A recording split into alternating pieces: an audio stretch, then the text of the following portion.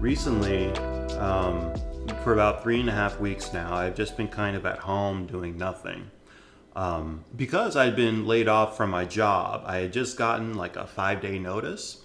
And then thankfully I was able to find another position, but I won't be starting until January 8th, which I recently just found out, which still gives me about 2 weeks to sit at home and do nothing. So I figured, and I realized a little too late, that I should take this time to do things, whether it be things around the house or trying activities that I had never really tried or had just been a little too scared to. Which is partly why I'm making this video for the first time.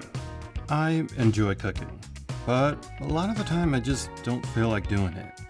I might want to get fast food real quick or just take a nap or watch TV. And I get that everyone feels that way, but if we all gave into this, then how would we get anything done?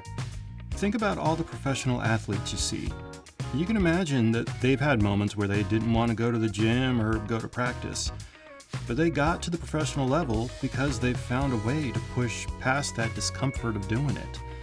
Despite those negative thoughts being in there, you have to find a way to argue against those thoughts. The point is, the only way to really improve with something is to actually sit down and do it through experience.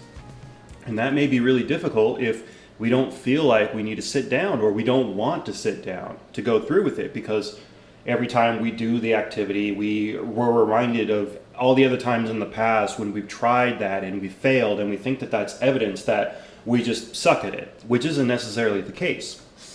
Everything that we do is a skill, and the more we work on the skill, the better we get at it. As a therapist, I work on this with clients all the time, and we keep a phrase in mind. Action precedes motivation. You're not always going to feel that motivation to sit down and do that activity every single time. I may have training and experience as an actor, but every time I sit in front of a camera, I kind of have to work through my nerves to see if I really want to do it. And ultimately, it's just about pushing through that discomfort to sit down and get it done. I also feel this way a lot with studying Japanese. Japanese is a tough language, and it requires a lot of study and work to retain it all. But more often than not, the feeling is uncomfortable, and I have to remind myself that sitting down consistently is the way to improve. It doesn't help either when I tell myself that there are others who seem to be able to study easily. But first off, that just proves that there are alternative perspectives to the situation. And two, you know that just like the professional athlete, they have their own struggles too. If we look at the model of cognitive behavior therapy, there is the thought, the emotion, and the behavior resulting from our own perspective of that situation. Those thoughts are what we call automatic thoughts, and any one of those three can impact the other two directly. To see this from another angle, we can say that a situation generates automatic thoughts, which in turn creates the specific emotions, the physiological responses like sweating or dizziness, and then this results in a certain behavior, such as avoiding the task at hand. Now, each situation can have multiple perspectives, and our one perspective of wanting to avoid that task is just that, one perspective. There could be others who have no problem sitting down to study or going into the kitchen to cook. They generate different automatic thoughts based on that situation. That is the goal, to shift your distorted automatic thought to a more productive automatic thought. For me, I know that if I don't cook, then I have to spend money on takeout, which is not one of my goals. However, if I don't feel like cooking, I might have thoughts of, there's not enough time to make something, I don't have all the ingredients I need, I'll have to do the dishes later, the thing I make won't be as good as takeout food. And I acknowledge that all this might in fact be true. Case in point, when you go to the store to get an onion and you realize the onion is bad, and you didn't get more than one onion, you improvise. Shepherd's pie, anything really tastes better with an onion, but when you don't have an onion, you just gotta make do. Don't need it for the recipe.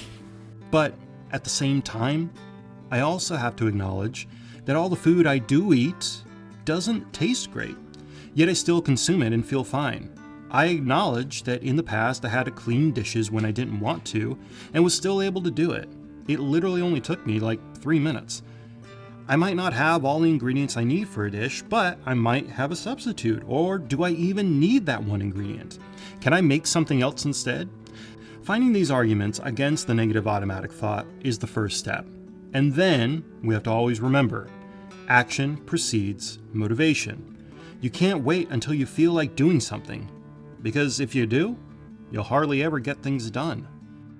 One of the things I decided to get started in is video editing, or at least, making videos on YouTube in a way to explain concepts and ideas, because I've always had this perfectionistic quality to how I want to explain certain things, but I've always tried to use it in essays and explaining it with words, and I think a lot of the concepts just can't be explained in words. The same way that when you're studying a different language, there's plenty of concepts from that language that can't be explained easily in English. Like in Japanese, there's the concepts of wa and ga, which even if you talk to natives, they're just like, you just have to learn when to use those specific terms. Doing the daily grind can be exhausting at times, especially when we feel like if we don't do it, we fail.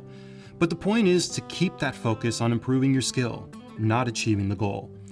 It's the action that's important, not the end result. Every action is a win, and the quality of your work isn't the prize. Your quality will improve in time as you engage in the activity more and more. Because really one of the most difficult things is exposing myself to the things that scare me most. Obviously, because there's like this body reaction to prevent you from something that could harm you in some way, but it's all just a trick of the mind. It's simply because you're comfortable being in a safe place for a long stretch of your life. So when you do something that's different from that, your body isn't used to it. It's like, what the hell are you doing? So it takes a bit to habituate yourself to that new environment that's initially scary to you. And over time, it just doesn't become as scary. But all in all, I do think this is a good thing for me to try to express myself in video form, as opposed to trying to write these essays of how I see life.